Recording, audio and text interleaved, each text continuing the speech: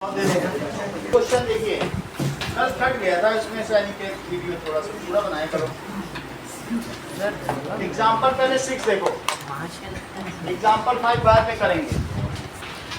Okay, now in figure AB is parallel to CD.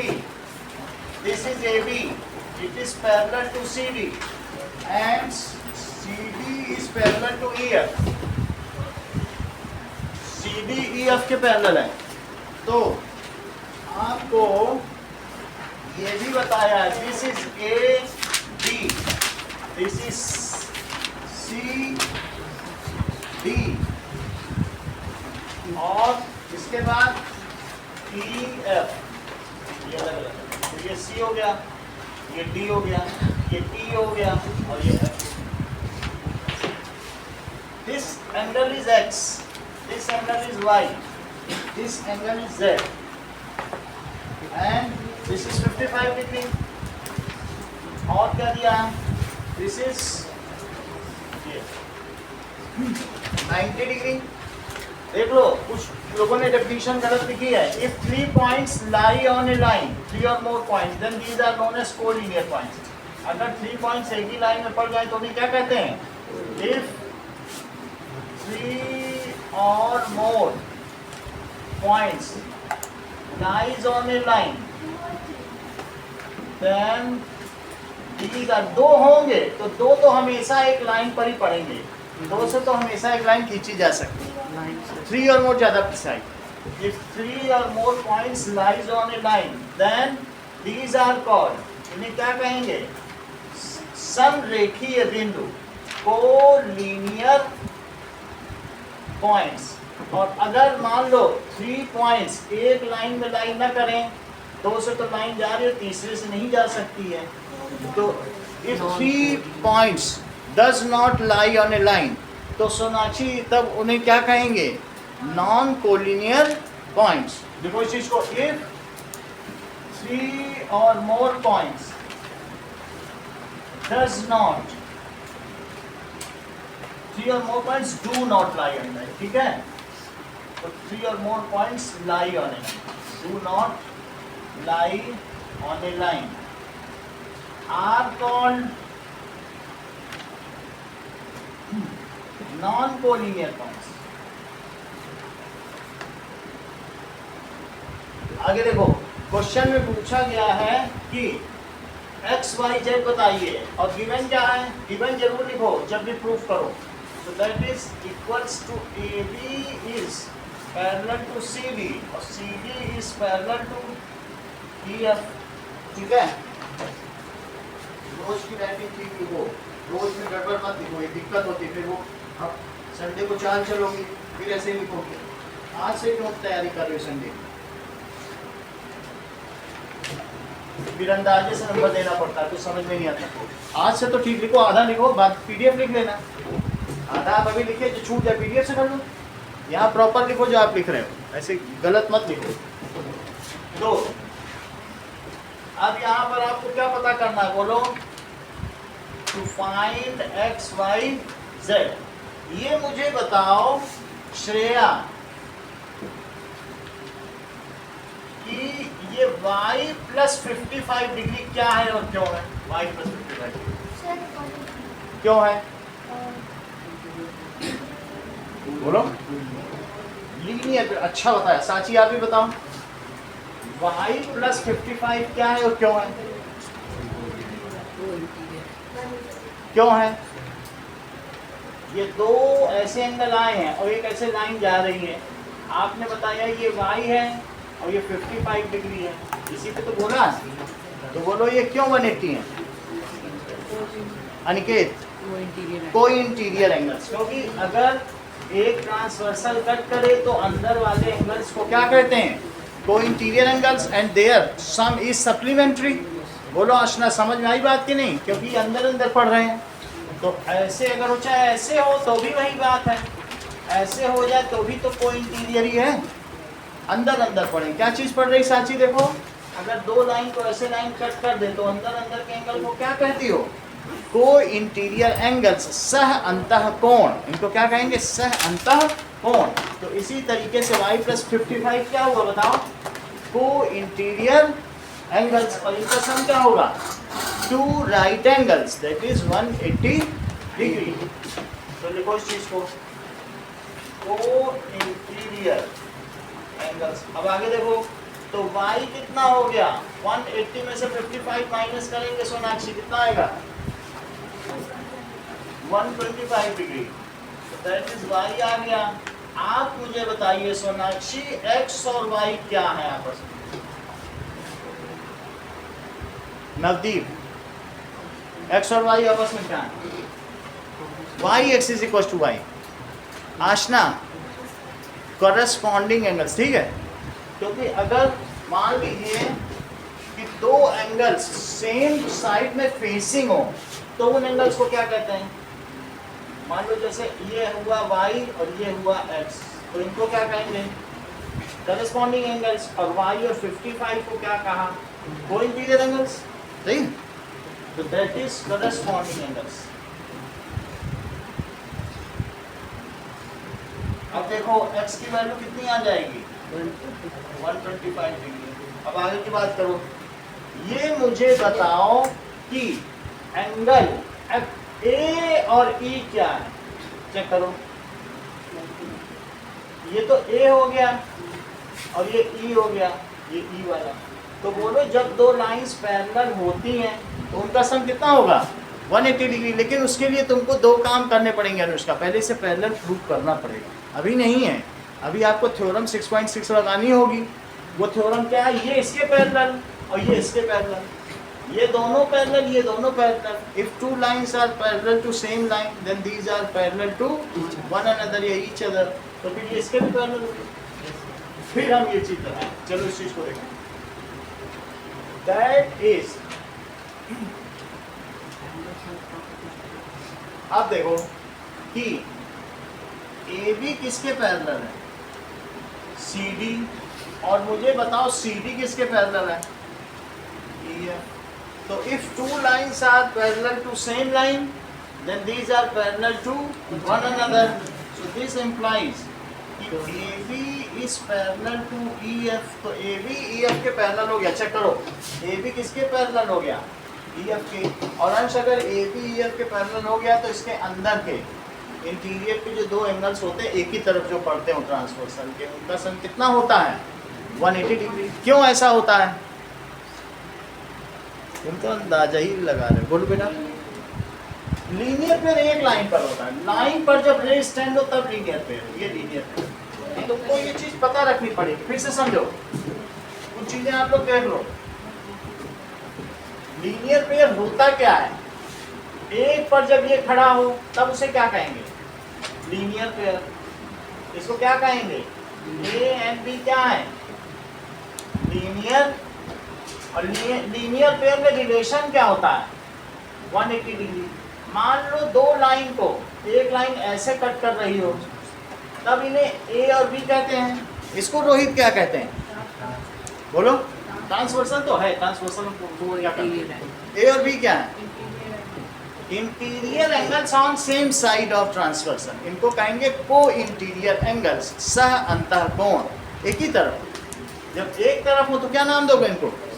को transversal क्यों बोलो? तुम्हें ट्रांसवर्सल लिख दें क्या? ट्रांसवर्सल तुम्हें अगर लग रहा है कि ट्रांसवर्सल नहीं लिखना है sir, this is transversal line. इसको कहते हैं तिर्यक रेखा। इसको क्या कहते हैं? तिर्यक रेखा। क्या तुम्हें ट्रांसवर्सल वर्ड बुलवाना था? इसीलिए बार बार ऐसा बोल रहे थे। अब बताओ A और B कौन सा एंगल है?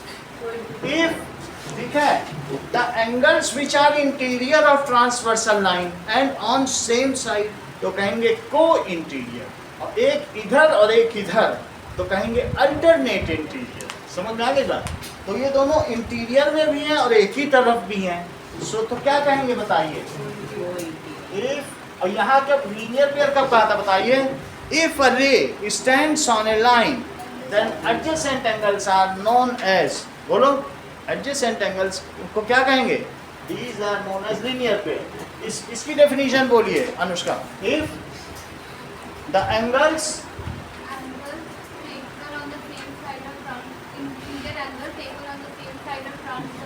सही है। Interior angle, interior angles lying on, तो लाई करें on same side of transversal, उन्हें क्या कहेंगे? आर कॉल्ड को इंटीरियर एंगल। अच्छा, तो इनका रिलेशन क्या होगा बोलो? इनका भी वही रिलेशन, a प्लस बी कितना हो जाएगा? 180 डिग्री। ये बताइए रिद्धि, अगर ऐसा हो तो क्या कहेंगे? Alternate interior angle, the interior angle which are on opposite side of transversal, या एक छोड़ के जो आए, this is alter interior angles. और इनका क्या रिलेशन है सोनाक्षी? अभिनव, इनका क्या रिलेशन? एंगल ए बी के इक्वल होगा, ये आपको याद रखना पड़ेगा। अल्टरनेट इंटीरियर एंगल इक्वल होते हैं, को इंटीरियर एंगल सप्लीमेंट्री होते हैं। और ये बताओ वर्टिकली अपोजिट एंगल सोनाक्षी क्या होते हैं? सप्लीमेंट्री या इक्वल? इक्वल होते हैं। तो this is vertically opposite angles, तो A is equal to B। इतनी बात तुम्हें समझ आ गई? फिर से देखो, इन एंगल्स को क्या कहोगी सोनाक्षी? कौन से एक्सटीरियर एंगल? साची, आप बोलो नवदीप। बहुत अच्छा, जैसा कि नवदीप ने बताया, चूंकि एक ही तरफ पड़ रहा है और एक्सटीरियर में भी है, तो नवदीप ने इसे क्या कहा? को एक्सटीरियर एंगल्स। इससे पता चलता है इन्होंने 34 नंबर अपनी मेहनत से पाया। ये बिल्कुल मेहनत कश व्यक्ति है। कैसे इन्होंने बता दिया किस सर एक ही तरफ है? को एक्सटीरियर, बहुत बड़ी बात है। अब देखो, एक और चीज नजदीक आपसे पूछी जा रही है, ये A है और ये B है, ये कौन सा एंगल है? Alternate exterior angle, exterior. अब जरा चेक करिए, बताओ को एक्सटीरियर एंगल सप्लीमेंट्री होता है कि linear pair of angle supplementary होता है? कौन सा angle supplementary? Linear pair supplementary की को एक्सटीरियर? को इंटीरियर और लीनियर पेयर क्या वो सप्लीमेंट्री है? ठीक है। ये बताओ वर्टिकली अपोजिट एंगल इक्वल होता है कि अल्टरनेट इंटीरियर एंगल? तो नहीं पता। चलो, इतनी बात समझ में आ गई। आगे की बात देखिए, ए बी किसके पैरेलल है स्वास्तिका? बताओ। A B is parallel to, बोलो, बी एफ के। तो को इसके पैरेलल कर दिया ना, ये इनके पैरेलल और ये इनके पैरेलल, तो दो लाइन अगर एक ही के पैरेलल हो तो क्या वे आपस में पैरेलल होती हैं? सही है। तो ये लाइन इसके पैरेलल हुई कि नहीं हुई? अब मुझे बताओ, अगर लाइन पैरेलल हुई तो अंदर के एंगल ये कैसे हुए? दीज आर नोन एज को इंटीरियर एंगल। क्या नाम बताया गया? बोलो यहाँ पे, को इंटीरियर एंगल। और को इंटीरियर एंगल क्या होता है? बोलो, सप्लीमेंट्री। को इंटीरियर एंगल का सम कितना होता है? 180 डिग्री। तो अब मुझे यहाँ क्या लिख देना चाहिए? एंगल ए क्या लिखना चाहिए, और एंगल ई, इनका सम कितना हो जाएगा? 180 डिग्री। लेकिन एंगल ई में कौन कौन से दो एंगल हैं? Z plus 55। और एंगल ए को क्या लिखा गया बताओ यहाँ पे? 90 डिग्री। और इसको क्या लिखोगे? Z plus 55। ऐसा क्यों है? क्योंकि ये को इंटीरियर एंगल है। तो Z plus 145 it is 180 degree. तो Z कितना हो गया? 180 माइनस 145 डिग्री। तो Z कितना हो गया? और इधर बैठो ना आशना, उधर बैठियो तो ये दोनों कैमोफ्लेज हो रहे हैं। और इधर बैठो, बैग उधर रखो। चलो अगला सवाल देखें। अभी एग्जाम्पल 5 छोड़ते हैं। 6.2 के पहले थोड़े सिंपल करो, ये एंगल समझो, फिर हम एग्जाम्पल 5 पहले। 6.2 का पहला क्वेश्चन देखो ना। इसमें एंगल सम प्रॉपर्टी लगाकर भी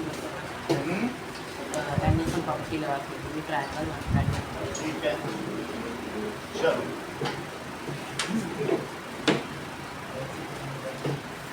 एंगल सम प्रॉपर्टी से भी कर सकते हैं।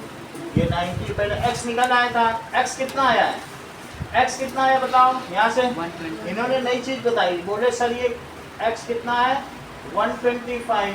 तो इनका कहना है सर ऐसा करो कि ये 125 है, इसको पहले निकाल लो, तो ये कितना आ जाएगा बताओ 55, और 55 प्लस 90 प्लस z जोड़ दो, z आ जाए। आसान कि नहीं। तो पहले इन्होंने क्या निकाला बताइए, ABE प्लस, इसे ABE कहा जाए, और प्लस x, ये 180 डिग्री है, तो ABE ये है और x ये 180 डिग्री क्यों है सोनाक्षी, ABE और x 180 क्यों है, लीनियर पे आप, तो इससे ABE प्लस 125 ये 180 है, तो ABE कितना हो गया 55 डिग्री। ठीक है, ऐसा भी कर सकते हैं। और फिर इन तीनों को जब भी तुम ये दिखाओगी एंगल सम प्रॉपर्टी, तो ट्रायंगल का नाम लिख देना। इन ट्रायंगल, कौन सा ट्रायंगल ABE, तो कौन कौन से एंगल लोगी ABE और प्लस एंगल A, और तीसरा कौन सा लोगी Z, और इनका तीनों का सम क्या होगा एंगल सम प्रॉपर्टी। ABE की क्या वैल्यू आई है, क्या आ चुकी है 55, एंगल A की क्या आई है ये गिवन है, तो Z कितना हो जाएगा 180 degree, so Z will come as 180 minus 145, so Z will come as 35 degree. सही है, ऐसे भी कर सकते हैं। अगला क्वेश्चन देखिए, एक्सरसाइज 6.2 का पहला क्वेश्चन।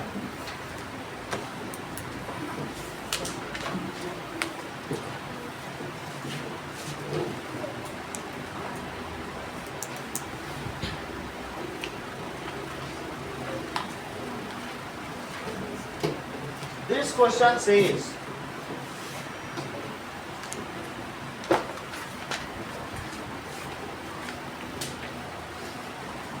x y और क्या दिया है, दिस इज z। अब देखो कि किनके बीच का रेशो दिया है y z, इसको एंगल 1 लिख लो, एक अपने मन से 1 और डाल दो, और गिवन क्या है,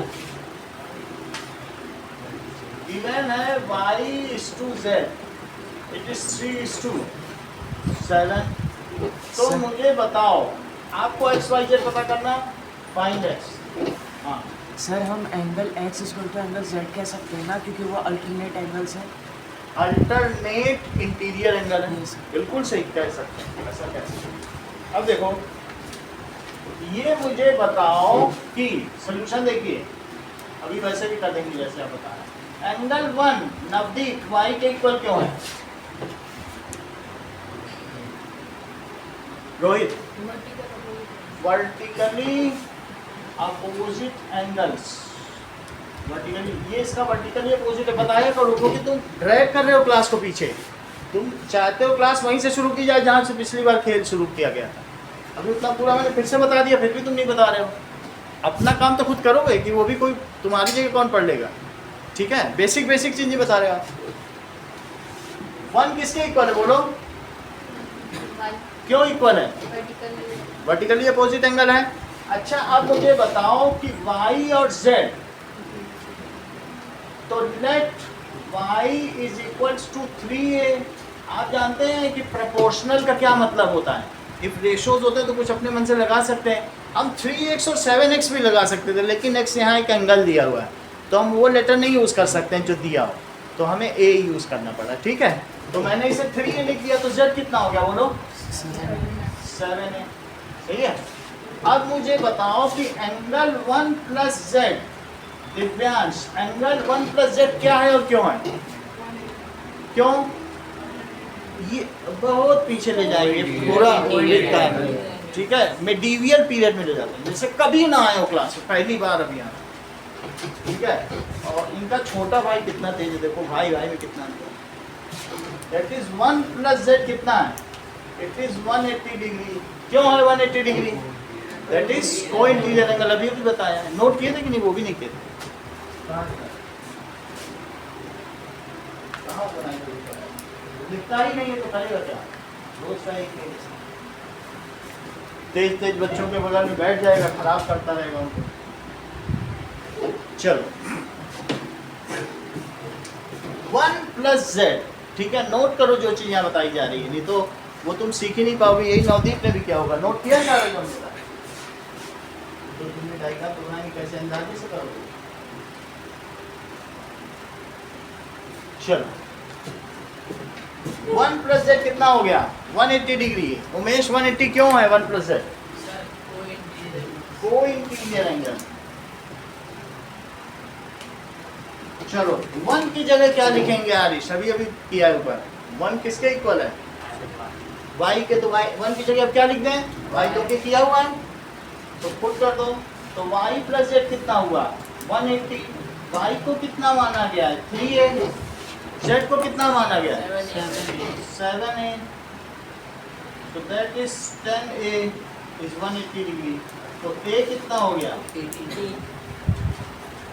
a अगर 18 डिग्री है दिव्यांश, तो बोलो 3a कितना है, 7a कितना है, ठीक है, तो that is 3a, it is equals to 3 into 18, 54 degree, that is y 3a, क्योंकि जो a है वही तो ये आ गया ना भाई। हमको z की जरूरत नहीं है, क्योंकि z क्यों क्या करेंगे, हमें y आ गया तो x आ ही जाएगा। सिर्फ तुमको ये बताना है कि x प्लस वाई क्या है और क्यों। दिव्यांश आप बताओ।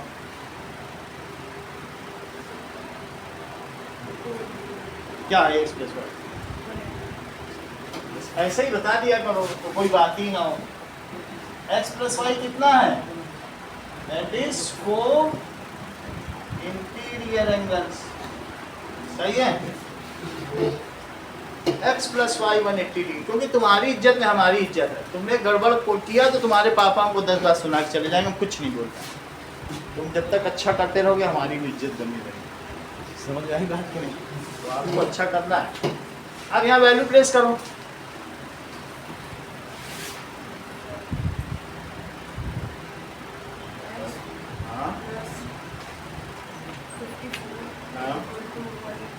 ठीक है, क्योंकि इन्होंने वैल्यू रख दी, y कितना है बोलो 54 आया, तो x plus 54 degree is 180 degree, तो x कितना आ गया 126 डिग्री। अगला सवाल देखिए, x ही पूछा गया था, जो पूछा गया है साथी उसको हाईलाइट कर दो, क्योंकि आपके पास बहुत सारे हाईलाइटर हैं अलग अलग तरह, तो आप उसे हाईलाइट कर दें, ठीक।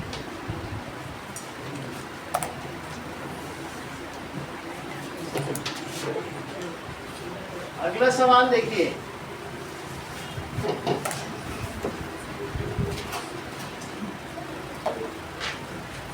Next is figure number 2। कहा जा रहा है कि AB is parallel to CD, AB arrow बना दो जब भी कोई लाइन हो, CD, और साथ ही साथ EF is perpendicular to CD, और EF बनाओ, this is EF it is perpendicular, और यहाँ से अलग से लाइन ली गई है, that is EG is some line segment जिसमें GD की वैल्यू क्या दी है, GED, E नीचे दिया, GED कितना दिया 126, ऐसे दिया। तो गिवन में क्या है, AB is parallel to CD और एंगल GED। टू फाइंड क्या करना है, तो AGE AGE पता करो, GEF पता करिए और FGE कंडीशन देखिए। स्वास्तिका एंगल AGE किसके इक्वल है और क्यों है? एंगल AGE किसके इक्वल है और क्यों है? फिर से समझो, ये दो लाइन जा रही हैं और ये ट्रांसवर्सल जा रही है, तो आप मुझे बताइए एंगल AGE किसके इक्वल है और क्यों है?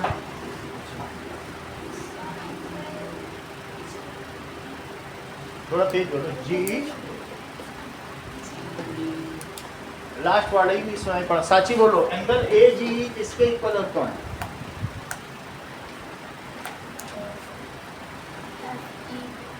FEB। रोहित आप बताओ, एंगल AGE ये किसके इक्वल और क्यों है? GED। तुमने पूरी बात कह दी, क्योंकि यही जेड बना रहा है। जेड बन रहा है कि नहीं? अल्टरनेट एक छोड़ के जो एंगल लिया जाए इंटीरियर में भी है, यानी इसके बारे में ज्यादा ध्यान ना दो, ये तो ऐसे ये इसके इक्वल है कि नहीं? सही है, ये बात तुम्हें समझ में। जेड बन रहा है कि नहीं? ये भी जेड ही है, उसको बस पकड़ के उसकी टांग खींच दी गई है तो अभी भी ये जेड ही। किसी को पकड़ के टांग खींच दो या ऐसे कर, है तो जेड ही ना। अल्टरनेट भी है, इसको छोड़ दिया क्लियर। और अल्टरनेट इंटीरियर एंगल क्या होते हैं? इक्वल होते हैं। तो एंगल AG किसके इक्वल है? बोलो।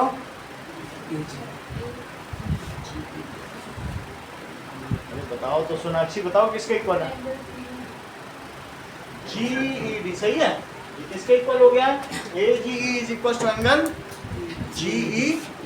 नोट करो, GED। ये बात सही है। ऐसा क्यों है? Because these are alternate interior angles. आगे की बात देखिए, तो AGE क्या हो जाएगा? 126 डिग्री। तो एक चीज हमारी पता चल गई। अब हम पता करेंगे GEF। ये मुझे बताओ कि GEF, ये है GEF, ये वाला GEF। तो ये मुझे बताइए कि एंगल GED आशना किसका किसका सम है? एंगल GED, ये है GED, ये किसका किसका सम है?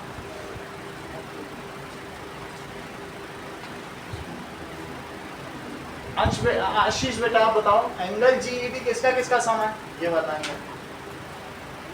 उमेश आप बताइए। GEF, एक तो ये एंगल हो गया, ये वाला, और दूसरा कौन सा हो गया? ये वाला। इन्हीं दोनों को जोड़ दो तो पूरा एंगल ना आ जाए। ये पूरा गैप क्या है? दो भागों में बटा हुआ है, एक ये हिस्सा और एक ये हिस्सा। सही कि नहीं? तो इन्हीं दोनों का गैप है, ठीक है कि नहीं? तो दोनों को जोड़ दिया तो क्या हो गया बताइए? ये पूरा एंगल GED में एक तो GEF आ गया और दूसरा क्या आ गया? FED। प्रियांशु, अब इसकी वैल्यू प्लेस करो, उसमें से जिनकी तुमको वैल्यू आती है प्लेस करो। 126 हाँ equals to angle GEF plus 90 degree. अच्छा बताया है आपने। 126 minus 90 degree, it is GEF. So this comes as 36 degree is GEF. अब ये देखो, मैंने GEF भी निकाल लिया और ये भी निकाल लिया। अगली एक चीज और देखो, FGE ये है, इसको भी पूछ रहा है। तो एंगल AGE और प्लस एंगल FGE, दिव्या ये क्या है और क्यों है? AGE और FGE ये क्या है और क्यों? AGE FGE। श्रेया, वो हमें लेना देना नहीं, ये आपस में इनका क्या रिलेशन है क्यों, बस इतना बताने नहीं पूछेंगे। बोलो प्रियांशु आप बताओ। लीनियर पेन है तो क्या होगा इनका सम? 180. 180. सही बता रहे हो आप। ये लीनियर पेयर है, ये दोनों क्या है आपस में एक लाइन पर है। मैंने रेज स्टैंड्स ऑन इट तो क्या होता है, लीनियर पेयर होता है। सोनाक्षी वैल्यू प्लेस करो। 126 और plus F G E it is 180 degree. तो एंगल एफ जी क्या हो जाएगा, 180 माइनस 126, तो ये कितना हो जाएगा, मतलब 54 डिग्री एफ जी ई। पहले ये निकाल लिया, ये इसके इक्वल हो गया, फिर इसी पूरे एंगल को तोड़ दिया तो 90 कट्टी आ गया। अब फिर इन दोनों का सम देखिए। अब देखिए दीदी सवाल number 3, that is PQ is parallel to ST.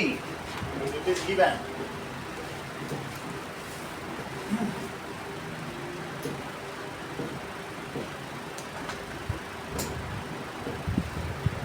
Question number 3. हाँ बोलो। 136 minus 90. कितना है? 30? चल करते हैं, वो तो मैं इधर ही से कर लूँगा। अब ऐसा करने से ठीक लग रहा है तुम्हें? इससे कन्विंस आ गए? जैसे चाहो आप अपने मेथड से करो। चलो अब देखो, that is PQ is parallel to ST. ये PQ है और ये किसके पैरेलल है, ST। साथ में ये 110 डिग्री दिया हुआ है and this is given as 130 degree. This is आपको QRS पता करना है मोजी। देखो क्या पता करना है, टू फाइंड, और गिवन सिर्फ एक ही चीज है, PQ is parallel to ST, और पता क्या करना है, टू फाइंड एंगल QRS। देखो सॉल्यूशन में मौजूद मैंने एक यहाँ से, जब भी तुम कुछ भी कंस्ट्रक्शन करोगे वो डॉटेड ही होगा, जो गिवन है वो बोल्ड में होगा, डॉटेड होगा। Draw AB parallel to, draw AB parallel to PQ। अच्छा, जो तुमने AB ड्रॉ की है वो किससे पास हो रही, बोलो? Passing through R। अगर AB PQ के पैरेलल है और PQ किसके पैरेलल है, ST, तो अगर टू लाइंस किसी एक ही लाइन के पैरेलल हो मौजूद तो क्या होता है? तुम सोच रहे हैं, दिग्विजय बताओ क्या होता है? If two lines are parallel to same line then, Ansh बोलो, दिव्यांश, ये तो उल्टा ही बोलेंगे, आप बोलो, आप बोलो। वो आया ही नहीं, वो कई दिन से जब भी ऐसे उठते तो बोलना। Now, if two lines are parallel to same line, then these are parallel to each other. तो lines कभी इक्वल हो सकती है क्या? उनमें कोई लेंथ होती है क्या?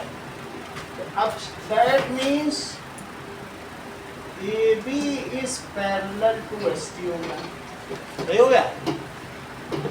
इन दोनों एंगल्स को, इसको मान लो 1 और इसे क्या मान लो 2। तो दिव्या ये मुझे बताओ, एंगल 1 + 110 डिग्री क्या है और क्यों है? या क्यों भी लिख सकते हो, क्यों की वैल्यू डाल देंगे। एंगल 1 + Q क्या है और क्यों है? 1। अच्छा बताती हो तुम, ऐसे ही बताओ। जैसे एक और पूछेंगे अभी, को इंटीरियर एंगल्स, तो Q की क्या वैल्यू डाल दी जाए, 110। तो 1 कितना हो गया,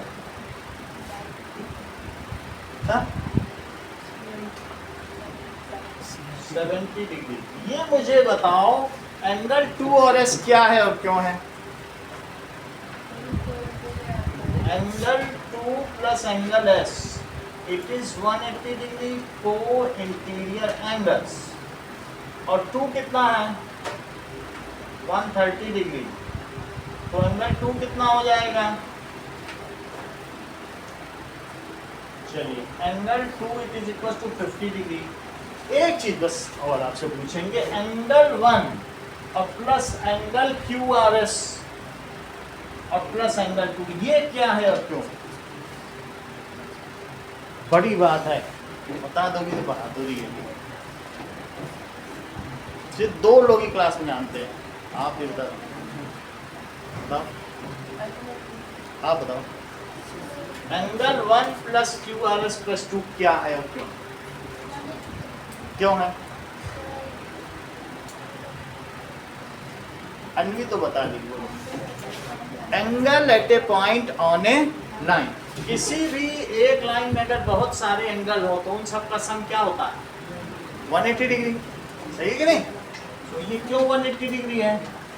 एंगल एट ए पॉइंट, एक पॉइंट के सभी एंगल का सम, और लाइन पर जो तो उनका सबका सम क्या होता है? 180 degree. Angles eight a point on a line, इनको जोड़ो। 1 कितना आ चुका है? 70 डिग्री। 2 कितना आ चुका है? 50 डिग्री। तो QRS कितना आ जाएगा?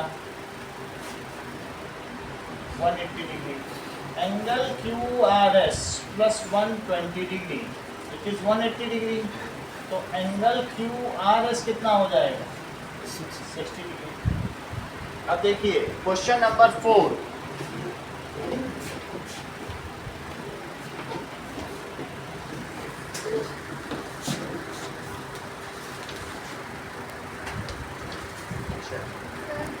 बोलो।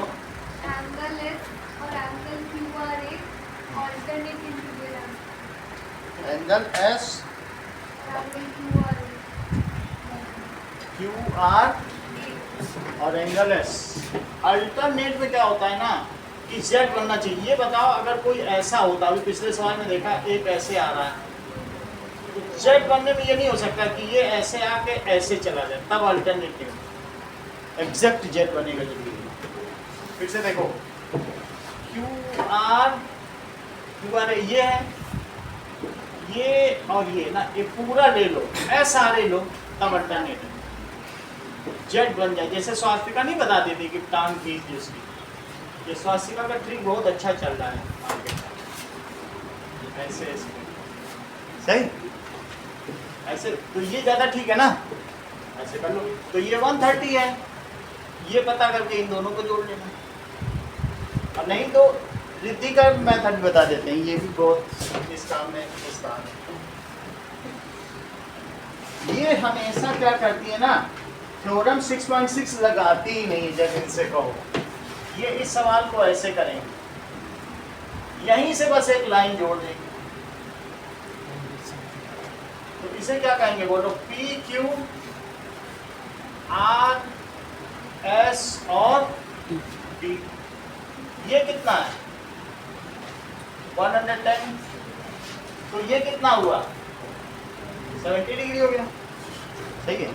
और अब जरा चेक करो, ये और ये अल्टरनेट है, ठीक है। तो ये कितना हो गया? 130 डिग्री। तो ये कितना हो गया? ये 50 डिग्री हो गया। फिर एंगल समझना पड़ेगा। बहुत तरीके हैं करने को, बहुत कुछ है। ये आपका भी मेथड सही है। 130 है तो ये पूरा 130, ये निकालो, कैसे भी करो, बहुत सारे मेथड है। चलो अगला सवाल देखो, question number 4। That is AB is parallel to CD। AB और CD आपस में पैरेलल है, और this is PQR। PQR, this is AB, this is CD। ये 50 डिग्री है, ये Y और ये X। आपको क्या पता करना है? X and Y। जबकि ये कितना है? 127। तो अब देखो गिवन क्या है? AB is parallel to CD. To find क्या करना है? X and Y. ये मुझे बताइए अंश, ये जो एंगल 127 है, ये किसका alternate interior angle?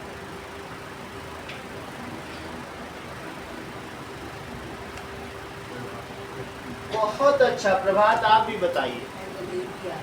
Angle APR, क्योंकि ऐसे सीधा जेट बन रहा है। अच्छा, इन्होंने अंश ने क्या बनाने की कोशिश की है? ऐसे जेट बोलना, ये इंग्लिश का जेट नहीं है।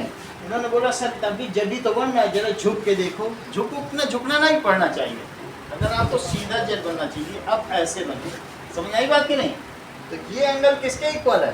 पूरे, ठीक है? इतनी बात हो गई। अब जरा देखो कि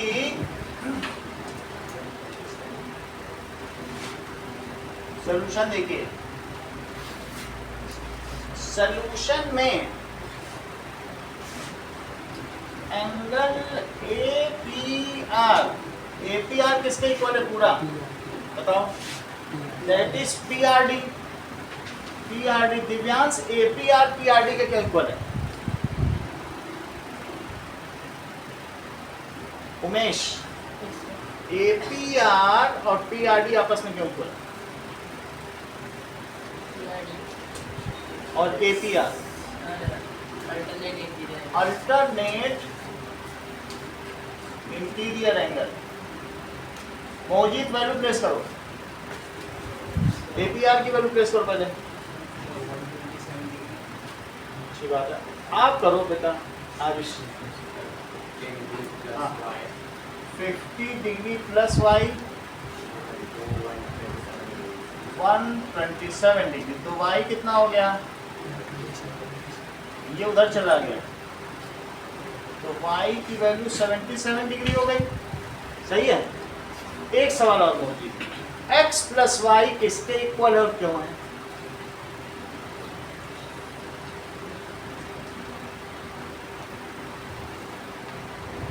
आरिशाद करो।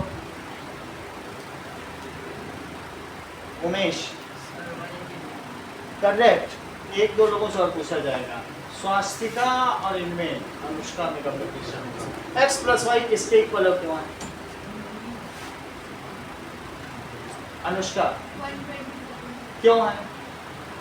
एक्सटीरियर एंगल इतना ही बताना है ना, आसान। बहिष्कोण है। क्लास 6 की नॉलेज इन्होंने यहाँ डाल दी, ठीक है? ये दिस इज Y और दिस इज X। तो इंटीरियर एंगल जो होता है वो किसके इक्वल होते हैं? किसके इक्वल? अच्छा, अगर तुम्हें ये चीज याद ना हो तो मैं फिर से बताऊं, थोड़ी देर के लिए इसे जेट मानो। क्या मानोगे? और इसको 1 मानो।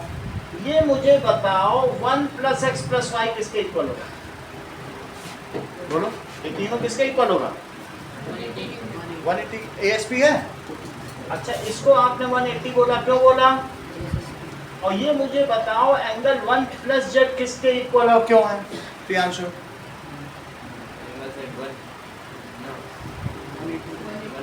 क्यों है? Correct, it is 180। और जब दो चीजें एक ही के इक्वल हो तो कोई क्या भी आपस में इक्वल होती हैं? ये भी 180 और ये भी 180, तो क्या ये आपस में इक्वल होंगे? तो लिख लो 1 और plus X plus Y, it is 1 plus Z. और दोनों तरफ से 1 1 काट दो, इस चीज को जेड आ गया कि नहीं? इसको कहते हैं एक्सटीरियर एंगल प्रॉपर्टी, कि दो इंटीरियर अपोजिट एंगल्स का सम, देखो आया कि नहीं, एक्सटीरियर एंगल के इक्वल होता है। तो इसी तरीके से मोहजीद मुझे ये बताओ कि x प्लस वाई किसके इक्वल है, क्यों?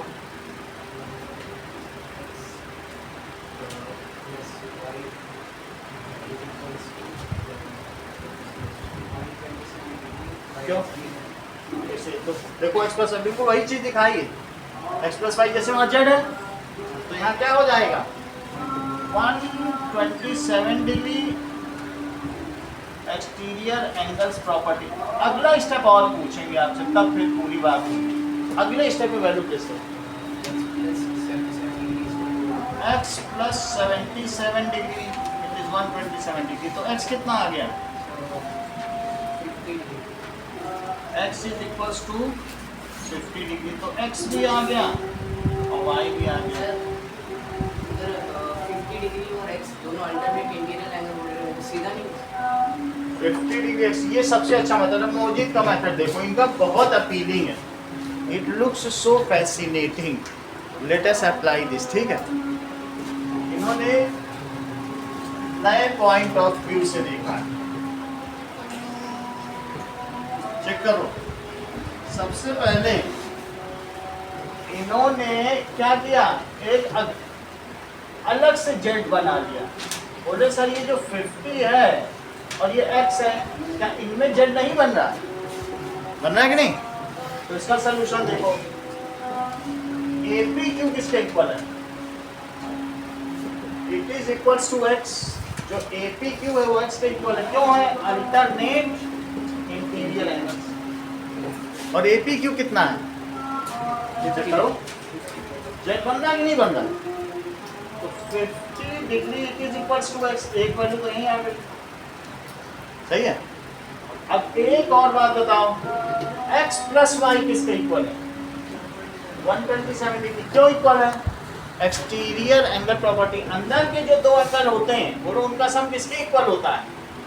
ये x है और ये y है और ये z, इन दोनों का सम इसके इक्वल है। अभी करके दिखाया, ठीक है। तो वो कौन सी प्रॉपर्टी है?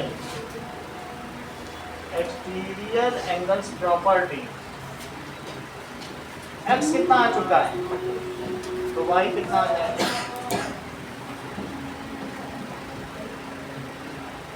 अगला सवाल देखें, question number 5।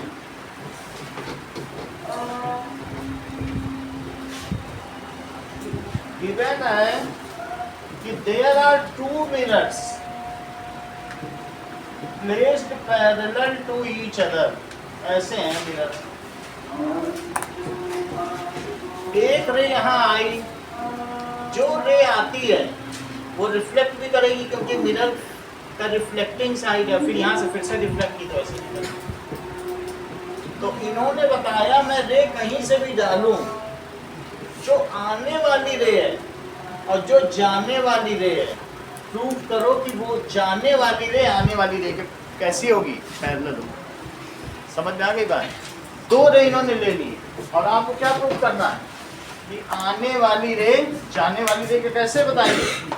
It is parallel. अगर हमारे पास होगा तो मैं दिखा दूँ।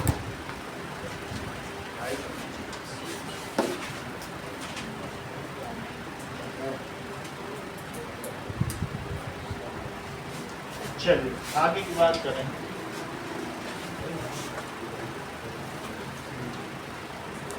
ये ठीक है। अब देखो, देयर आर गिवन क्या है कि PQ और दिस इज RS। गिवन है PQ is parallel to RS, PQ RS के पैरेलल। अब प्रूफ क्या करना है कि आने वाली रे, इनकमिंग रे या incident ray, it is equals to the final reflected ray. तो इसका प्रूफ देखिए sir, parallel sorry, it is parallel. सही है। अब देखो, इसमें एक काम करना है, बी से परपेंडिकुलर ड्रॉ करो, उसे BM लिखो। एक मैंने यहाँ से BM परपेंडिकुलर ड्रॉ कर दिया और यहाँ से एक और ड्रॉ करो, that is equals to CN। क्या ड्रॉ करेंगे? BM वो किसके परपेंडिकुलर है? PQ के।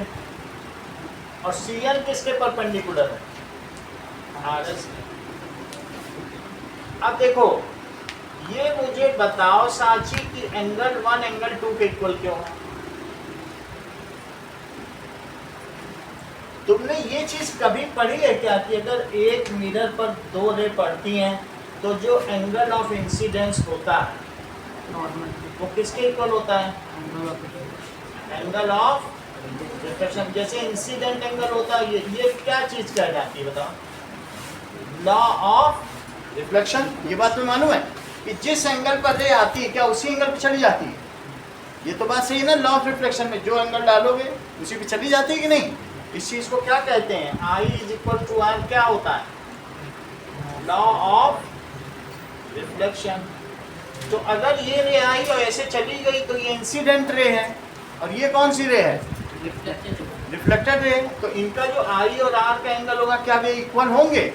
और वो किस वजह से इक्वल होंगे? Law of reflection. अब इसी तरीके से वही रे यहाँ पड़ रही है, तो ये अब ये आई हुआ और यहाँ से ये लौट गई, रिफ्लेक्ट हुई, तो अब भी आई = R हुआ। और ये किस वजह से हुआ? Law of reflection. तो दो जगह लॉ ऑफ रिफ्लेक्शन लगाएंगे, एक 1 = 2 में और एक 3 = 4 में। चलो इस चीज को देखें। फर्स्ट लॉ ऑफ रिफ्लेक्शन,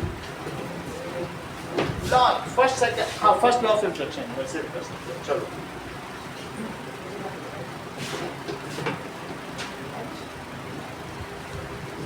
चलिए ये बताइए, ये तो मैंने समझाने के लिए लिखा है, ये पार्ट नहीं क्वेश्चन है, ये बताने के लिए यहाँ से है। आपको क्या पता करना है? A B parallel to C D, इसका प्रूफ देखो कि ये बताइए कि एंगल 1 किसका इक्वल है? लॉ ऑफ रिफ्लेक्शन, परावर्तन के नियम के अनुसार। और 3 किसके इक्वल है? ये किस वजह से?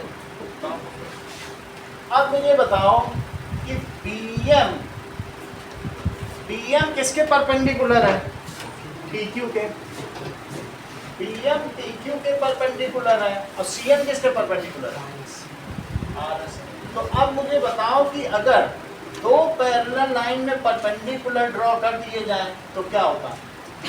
ये भी परपेंडिकुलर है और ये भी परपेंडिकुलर है, तो दो परपेंडिकुलर ड्रॉ कर दिए जाएं तो ultimately perpendiculars drawn on parallel lines are parallel to each other. तो ये इसके पैरेलल हो जाएगा, ये किसके पैरेलल हो जाएगा? इसके पैरेलल हो जाएगा। क्यों पैरेलल हो जाएगा? क्योंकि ये भी परपेंडिकुलर, ये भी परपेंडिकुलर, तो ये आपस में क्या हो जाएंगे? That is BM is parallel to CM। सही है? पैरेलल लाइन पे परपेंडिकुलर डाल दो तो वो भी तो पैरेलल होंगे। तो इससे क्या इंप्लाई हो जाता है? BM किसके पैरेलल हो गया? CM। दो पैरेलल लाइन है और दोनों पे परपेंडिकुलर डाल दो तो वो भी तो पैरेलल हुए कि नहीं हुए? अच्छा, अगर ये पैरेलल हो गए तो तुम सिर्फ दिव्या मुझे ये बताओ कि एंगल 2, 3 कितने इक्वल? बोलो।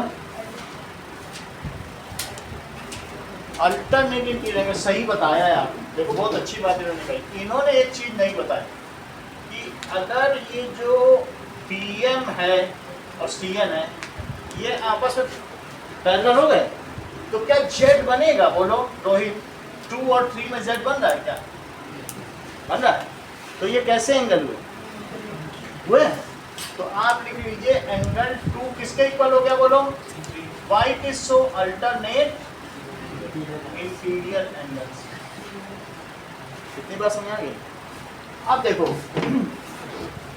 कि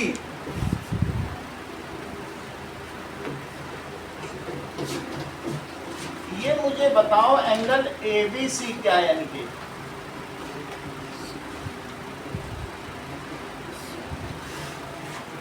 क्या एंगल 1 प्लस एंगल 2 है? ABC देखो एंगल ABM प्लस। हाँ? अच्छा, ये मैं इसकी बात कर रहा हूँ, ये तुम समझ गए ना ABC क्या है? 1 + 2 है। और अगर मैं ये प्रूफ कर दूं कि ये एंगल इसके इक्वल है तो बोलो अगर अल्टरनेट इंटीरियर एंगल इक्वल हो गए तो क्या आने वाली रे और जाने वाली रे पैरेलल हो जाएगी? Yes sir. एक मतलब कन्वर्स ऑफ थ्योरम। एक ये है कि लाइन पैरेलल हो तो अल्टरनेट इंटीरियर एंगल इक्वल होते हैं, और उल्टी बात मैं बोल दूं अल्टरनेट इंटीरियर एंगल इक्वल हो तो लाइन पैरेलल हो, तो हमारी आने वाली रे जाने वाली पैरेलल हो। यस। तो पहले मैं ये एंगल ले रहा हूँ और इसको इसके इक्वल दिखाने की कोशिश कर रहा हूँ। सही है? एंगल ABC किसके इक्वल है बताओ? 1 + 2 है। तुम 1 को क्या लिख सकते हो बताओ? क्या 2 लिख सकते हो? बोलो यहाँ से देखो 1 किसके इक्वल है? Angle 2 S 1 = 2 proof. ये तो प्रूफ किया जा चुका है ना? प्रूफ किया जा चुका तो वो मैंने लिख दिया। अब इससे क्या लिख सकते हो? 2 ऑफ एंगल 2 लिख सकते हो क्या भाई? 2 + 2 क्या होता है? लेकिन तुम 2 को क्या लिख सकते हो? अभी अभी थोड़ी देर पहले दिव्या ने बताया, दिव्या ने इसलिए भी अल्टरनेट इंटीरियर तो 2 को तुम क्या लिख सकते हो? लिख सकते हो ना, अल्टरनेट इंटीरियर एंगल। तो 2 why it is so? ये angle 2 is equals to angle 3, ये भी प्रूव किया जा सकता है, प्रूव्ड अबव। तो जो चीज ऊपर प्रूव की जा चुकी है लिख लो, ना लिखना चाहो ऐसे तो equation 1 from equation 1 from equation 2 और फ्रॉम इक्वेशन, इसमें क्या लिख लोगे? फ्रॉम इक्वेशन 1 फ्रॉम इक्वेशन 2, ऐसे भी लिख सकते हो। अच्छा 3 को अनुष्का तुम क्या लिख सकती हो? देख लो 2 ऑफ एंगल 3 हो गया, तो तुम इसको लिख लो 3 + 3, क्या लिख लोगे विद्दीन? लेकिन एक 3 को क्या लिख सकती हो? तो बोलो क्या आ गया? That is angle BCD। क्या चीज आ गई? आ गया ना उसके equal. That comes is equal, पहले 1 + 2 लिखो, 1 को 2 लिख दो, तो 2 टाइम्स ऑफ एंगल 2 हो गया। लेकिन 2 को तुम क्या लिख सकती हो? जेड बन रहा था, तो 2 को क्या लिख सकती हो बताओ? तो 2 को 3 लिख दो, तो 2 टाइम्स ऑफ 3 हो गया। उन दोनों को अलग अलग लिखो, 3 + 3 और एक 3 को 4 लिखो, तो क्या हो गया बताओ? दैट इज कौन सा एंगल हो गया? यहाँ से चेक करो, BCD।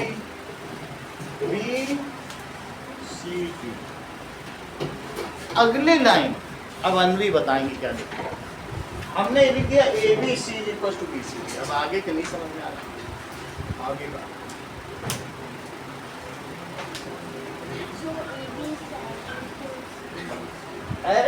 एज क्या चीज किसके इक्वल है? एज, और थोड़ा डिफाइन करो, नुस्खा बताओ। As alternate interior angles are equal, चूंकि अंतः एकांतर कोण समान है इसलिए AB रेखा इसके समानांतर हुई। सही, अल्टरनेट इंटीरियर एंगल इक्वल होते हैं तो क्या लाइन पैरेलल होती है? वही लिख दो। As alternate interior angles are equal, तो क्या हुआ? सो रोहित आगे क्या लिखें ये बता दो।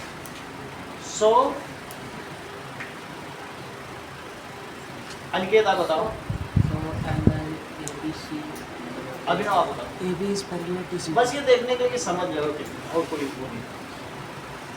AB is parallel to CD, क्योंकि जांच करते रहनी चाहिए ना, क्या जो चीज़ कराई गई है देखो समझ। सर हाँ सर ये चीज़ समझ नहीं आई, एंगल 2 + एंगल 2 कैसे हुआ वहाँ पे? ये हाँ एंगल 1 2 के इक्वल है, ये जो चीज़ है तो मैंने यहाँ पर इसको रख दिया, 1 की जगह 2 रख दिया। अच्छा ये बताओ, इसे 2 × 2 लिख दिया, फिर 2 × 3 क्यों लिखा? क्योंकि अब 2 किसके इक्वल है? तो लिख देना फ्रॉम इक्वेशन 3। आप सिंपली ऐसे भी लिख सकते हैं, तो इसको किससे लिखोगे? From equation. आप इक्वेशन तो चलो, फिर इससे 3 लिख दिया, 3 को 4 के क्यों इक्वल लिखा? वो भी कोई इक्वेशन, चेक करो, फ्रॉम इक्वेशन। वो तो समझ में आ गया।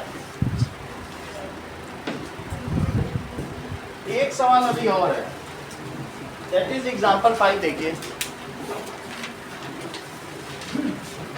नाउ हाँ बोलो, और किसी मेथड से करो, दूसरे मेथड से देखो।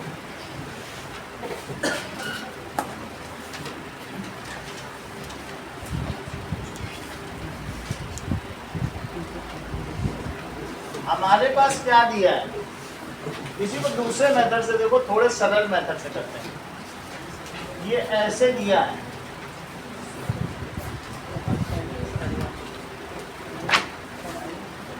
दिस इज इक्वल्स टू, ठीक है, 1 2 3 और 4 4 एंगल दिए हैं। अब चेक करो, angle 1 is equals to angle 2, इसको क्या कहेंगे? Law of reflection. और बोलो angle 3 is equals to angle 4, वो भी क्या है? Law of reflection. कितनी बात हो गई? अब ये देखिए कि angle 1 plus angle 2 it is equals to angle 1 plus angle 2 को क्या लिखोगे 3 प्लस एंगल 4, ये खुद ही लिख लो, खुद ही लिख लो। अब बोलो 1 की जगह क्या लिखोगे 2 प्लस 2 और 3 की जगह क्या लिखोगे 4 की जगह 3। ये कहाँ से लिखा है from above equation. Above equation 4 की जगह 3 लिख सकती हो, बोलो श्रेया इधर चेक करो, 4 की जगह 3 लिख सकते हो, 1 की जगह 2 फ्रॉम एबव। तो ये क्या हो गया 2 टाइम्स एंगल 2 और ये क्या हो गया 2 टाइम्स एंगल 3। तो 2 3 के इक्वल हो गया। इट इज ट्रू, ये ट्रू है। क्यों ट्रू है बताओ, as these are alternate interior angle so it is true. तो ये चीज हो गई 2 times angle 2 is equal to 2 times angle 3। तो अब चलो ये बताओ तुमको ये बात मालूम है 2 is equals to 3 alternate interior angles, ये सही है 2 3 के इक्वल है। तो अगर 2 3 के इक्वल है तो 2 टाइम्स एंगल 2 क्या 2 टाइम्स एंगल 3 के इक्वल होगा। Doubles of equals are also equal. तो एंगल 2 को 2 बार लिखा जा सकता है, क्या लिख लो 2 प्लस 2 और 3 को भी 2 बार लिखा जा सकता है। और एक 2 की जगह क्या लिख लो और एक 3 की जगह क्या लिख लो 4। अब ये कौन सा एंगल हो गया 1 प्लस 2 एंगल ABC। और ये कौन सा एंगल हो गया that is BCD। But these are alternate interior angle so lines are parallel. ये तुम्हें मालूम है ना, ये तो है डबल कर दिया अलग अलग लिख दिया फिर एक की जगह बदल दिया, ये सही है, ये ज़्यादा ठीक है ना। But these are alternate interior angle so lines are parallel. अब देखो इन 5 सवाल में कोई 4 सवाल आपको कर exercise 6.2 any 4 questions of exercise 6.2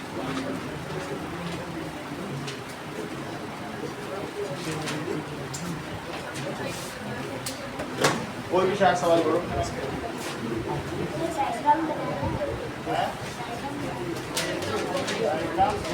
बोलो डायग्राम ऐसे सॉल्यूशन में जहाँ एंगल पता चलता वहाँ नहीं बनाए, जहाँ प्रूफ होगा वहाँ बनता है। सॉल्यूशन में अगर